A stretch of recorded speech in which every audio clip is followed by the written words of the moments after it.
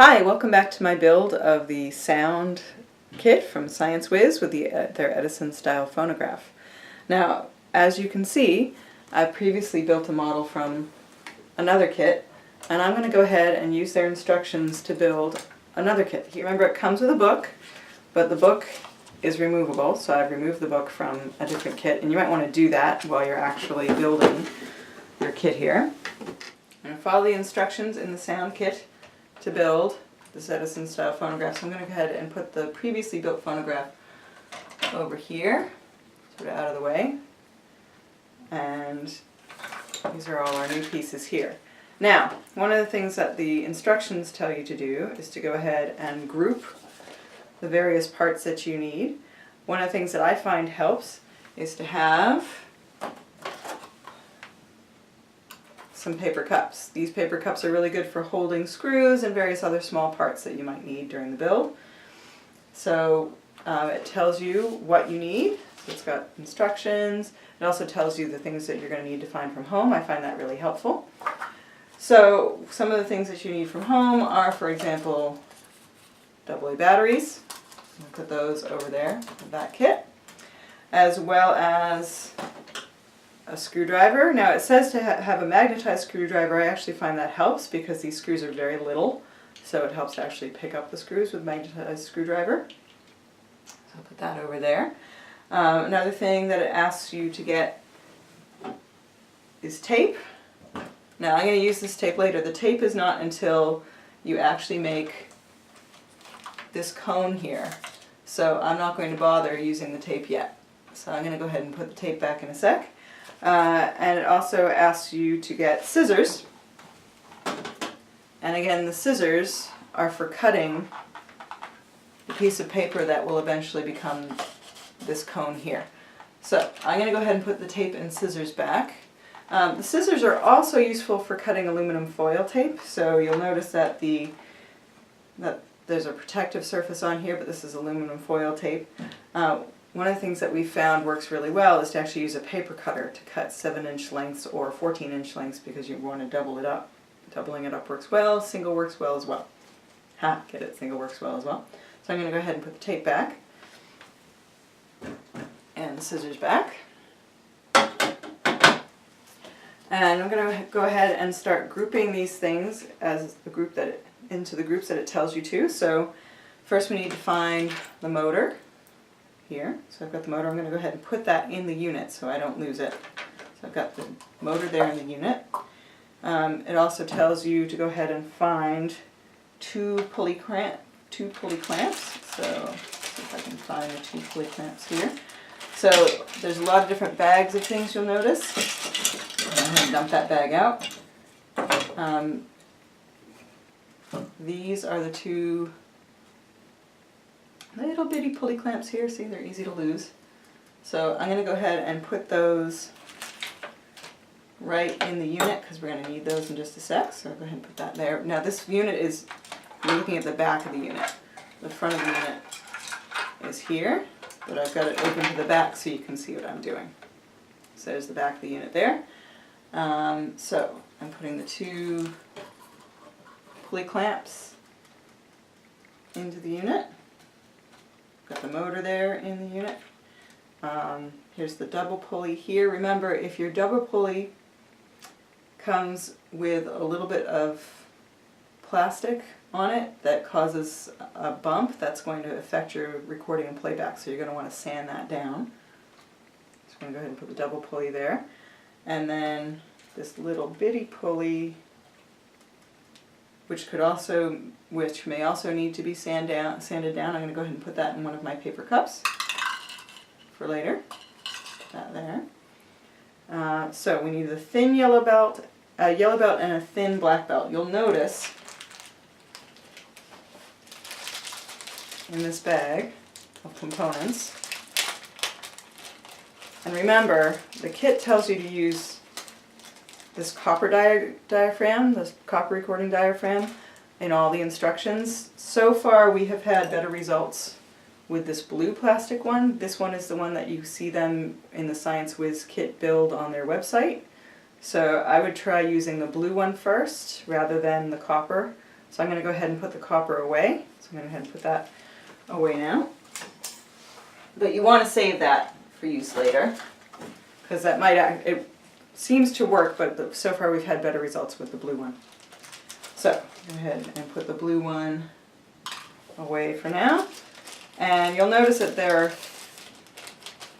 4 of these sort of rubber band-like things, and 2 of the black ones are thick, and 1 is quite thin. So these 2 thick ones are actually for the sound reproducer, so I'm going to put those over there. The thin black belt, that's going to be for your pulleys, for running the sound cylinder from the engine. So we've got the yellow belt and the thin black belt. And it's very easy to see the difference. That's actually quite nice that you can see the difference easily. So I'm going to go ahead and put these inside the unit, because we're going to need those in a minute. And then it says you need 4 screws. So the kit comes with quite a few different screws. What I find helpful is to take them out of the bag and to put them into a paper cup. Otherwise they roll around, you can lose them. So pull those out, and you'll notice in amongst that bag of screws are several different things, including 2 black gaskets that you're going to use later on the thin metal rod, and your recording and playback needle that's actually in a nice foam yellow container to keep it from bending. So that you're going to need in a little while. I'm going to go ahead and put that in the other cup. And then this long metal bit, that's actually going to be your on-off switch. So I'm going to go ahead and put that in with the batteries. And then you've got your screws and nuts and various things. Now these are various sizes. Most of them are the same size, so it's easy to use all of them. So for the very first bit, it asks you to use 4 screws. They appear to be the same as all the others. You just want to double check. The on-off screws are definitely bigger and longer, so you can tell those apart. I wish that these were diagrammed a little bit better up front, because as you can see, it's just a whole big sort of mess of screws, and you kind of have to guess which ones go where.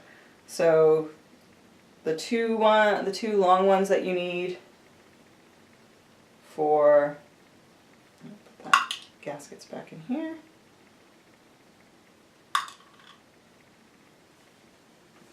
You're going to need these 2 long ones for, and I don't know if you can see this, but you can kind of see the difference. You've got these long skinny screws, you've got sort of the short blunt screws, and you've got the pointy screws. And these aren't very well documented in the kit. You kind of have to guess which screw goes where. So that would be more helpful if they had a little bit better chart of what screw goes where, I would say. That is one of the challenges we ran into when we first built the kit. So I'm going to go ahead and put all 4 long screws back in the cup. To use a pointed screw for the on-off switch. So I'm going to go ahead and put the pointed screws back. Put those over here. I'll have a note for you about the on-off stickers later, but basically you've got your stickers over here, so I'm going to go ahead and put those there. And let's see, make sure I have all the things that I need for the reproducer bit. So notice there's a lot of plastic bags that come with the kit, so put that over there.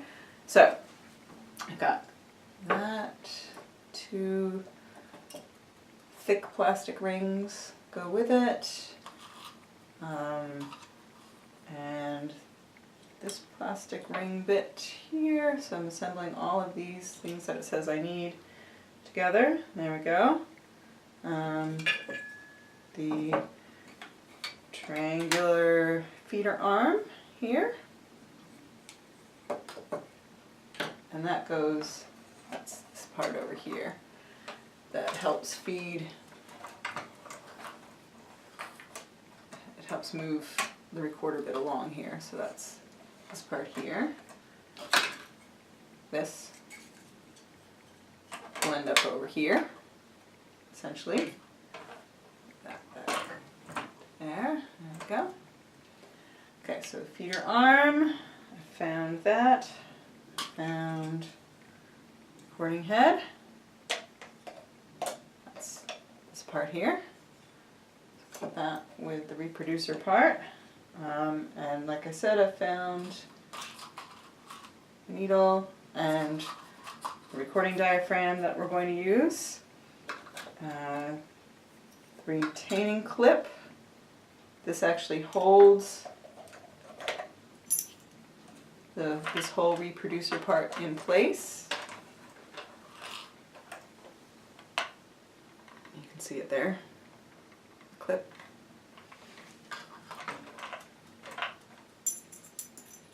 Put the weights back on here. So this part is going to go there. And let's see, thin metal rod. Here's the thin metal rod. Now that is going to end up holding the reproducer arm and the feeder arm in place. You can see that thin metal rod here. That happens a lot with these. Lose the weights there. So this thin metal arm is going to end up there. It's back over here. There. So I've got the thin metal rod, and that's going to have two small O-rings that are going to go on the ends of it, and I've put the two small O-rings in there. You can see the black small O-rings in with the screws. There we go, we found those things. The weights, again, these are going to end up on here, there, to weigh that down when you're recording. And then this anchor weight is the same one here on the feeder arm. So this is essentially the empty shell. So this is the empty shell of this part. There.